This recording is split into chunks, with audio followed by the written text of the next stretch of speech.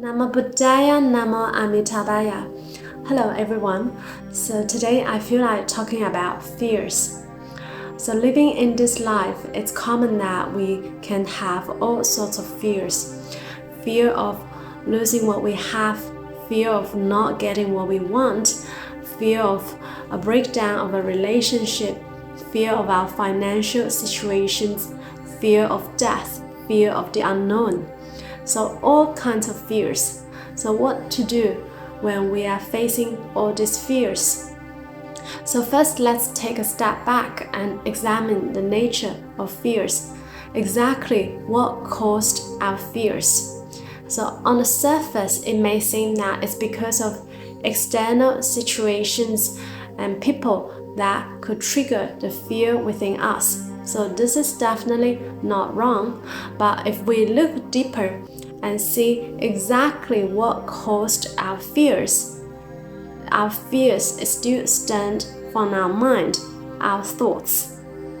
So the situations may be just as they are, but it's really our attitudes, our responses towards the situation that will determine whether we are fearful or not.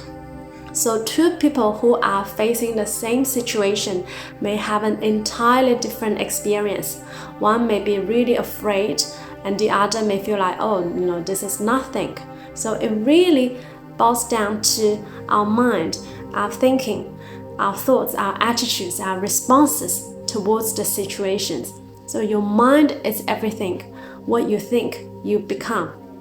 So in order to overcome our fears, we need to know how to transform our mind. And an effective way that can transform our thoughts, our mind, is the Namo practice that I keep emphasizing.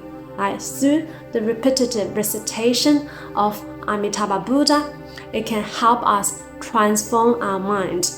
Whenever you are aware that you have the thoughts of fears arise in your mind, I remember to recite the name of Amitabha Buddha, Amitabha, Amitabha, Amitabha, infinite light and life, to remind yourself the true nature of who you are, it's infinite light and life. And through reciting and repeating this magic mantra, it can help us actually transcend our fears. Now, the external situations may still be there. It may even get worse. But through changing our mind, it can change our experiences towards it. And also remember that whatever that we think we have or we think we own here in this life is just temporary.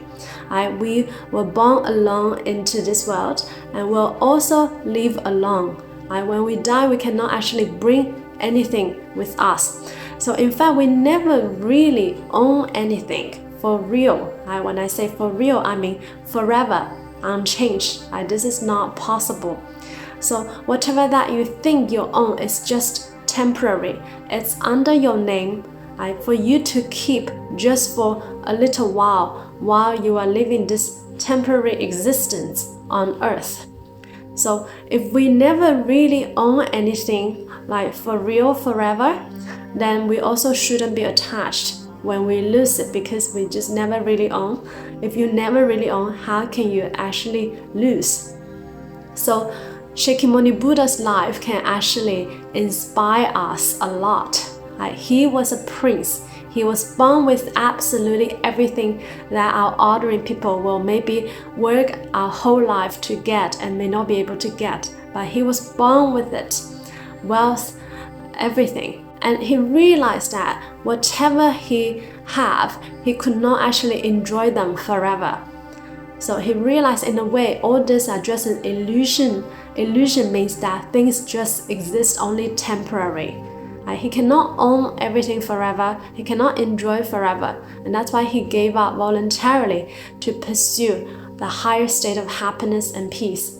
Now, I'm not saying that you need to give up everything like the Buddha. Most of us probably cannot. But what we can learn from the life of the Buddha is that we need to realize that whatever we own is just temporary. We're not going to keep everything forever. And it's just a matter of time that we will lose everything I will not have everything when we leave this temporary physical body on earth. So whatever you lose or you cannot get, do not be too attached. So do not be too attached if you think you lose. But because at the beginning we just never really own anything for real, forever. And also the fear of death, the fear of the unknown.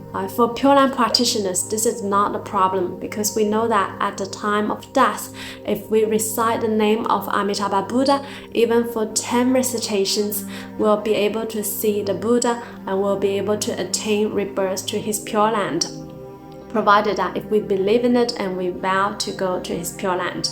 Now this may sound so far-fetched, out of this world, unbelievable to most people who maybe not practice Buddhism, who doesn't know about Pure Land Buddhism.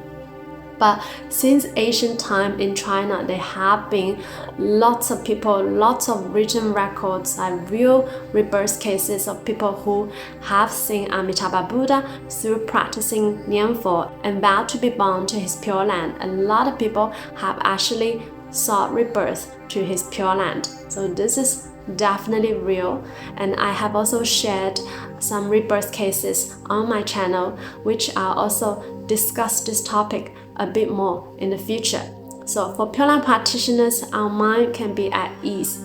There shouldn't be the fear of death because we know that it's not death. We are going to Amitabha Buddha's Pure Land. We'll be able to transcend the suffering of samsara, the suffering of the repeated rebirth and death, and to be reborn in Amitabha Buddha's Pure Land to realize infinite light and life, the ultimate potential of who we are, the Buddha nature. Namo Buddhaya, Namo Amitabhaya.